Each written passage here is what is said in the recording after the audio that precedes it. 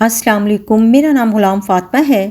ہم سب چاہتے ہیں کہ ہمارا گھر سکون کا گہوارہ ہو، جہاں دکھ کم اور خوشیاں زیادہ ہوں۔ لوگ کہتے ہیں گھر اپنوں سے بنتا ہے، لیکن سچ تو یہ ہے کہ گھر ایک عورت کے صبر اور اس کے اخلاق سے بنتا ہے۔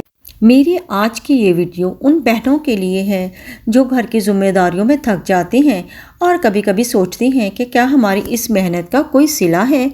آج میں آپ کو بتاؤں گی کہ ایک عورت کیسے اپنے گھر کے عام سے کاموں کو اللہ کی رضا کے لیے کر کے اسے جنت بنا سکتی ہیں۔ ویڈیو کو آخر تک لازمی دیکھیے، کیونکہ آخر میں میں آپ سے ایک بہت اہم سوال پوچھوں گی۔ ہمارے دن کا پہلا حصہ فجر کا وقت اور برکت ہے۔ ہمارے دن کا آغاز فجر سے ہوتا ہے۔ جب ہم سستی چھوڑ کر اللہ کے سامنے کھڑے ہوتے ہیں تو پورے دن کا سکون وہیں سے شروع ہوتا ہے۔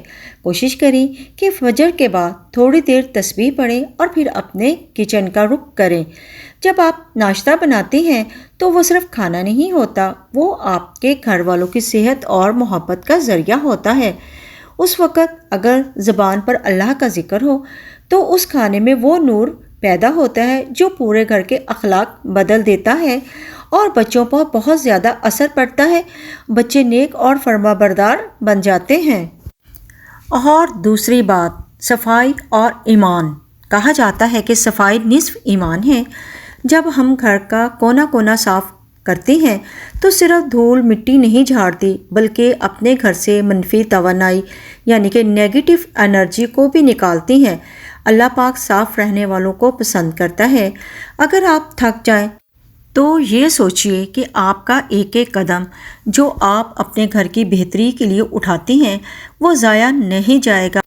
تیسری بات یہ ہے کہ بچوں کی تربیت اور صبر اس میں بہت اہم رکھتا ہے۔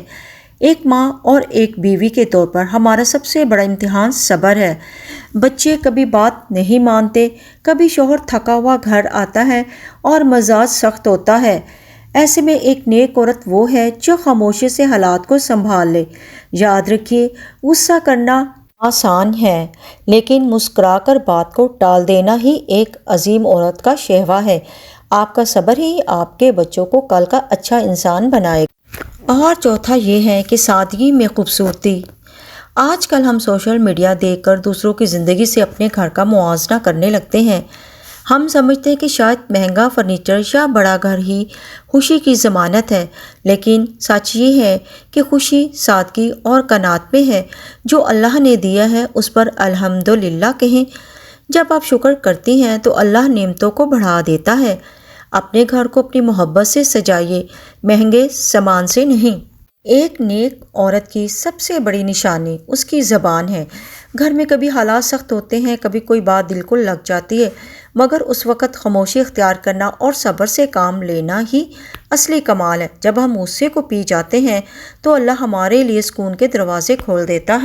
جو ملا ہے اس پر شکر کریں، لیکن جو سکون اپنے گھر کی دال روٹی میں ہے وہ کہیں نہیں۔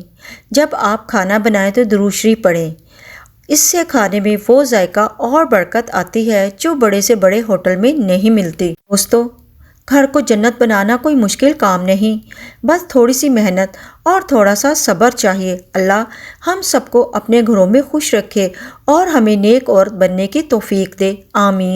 آپ کو آج کی میری یہ باتیں کیسی لگیں کامنٹ میں ضرور بتائیے گا۔ اگر آپ بھی میری طرح سوچتے ہیں تو جی ہاں ضرور لکھیے گا۔ میرا آج کا سوال یہ ہے کہ آپ کے خیال میں ایک گھر کو چلانے کے لیے سب سے ضروری چیز کیا ہے؟ محبت، پیسہ یا صبر؟ کامنٹ میں اپنی رائے ضرور دیں۔ میں آپ کے کامنٹس کا انتظار کروں گی۔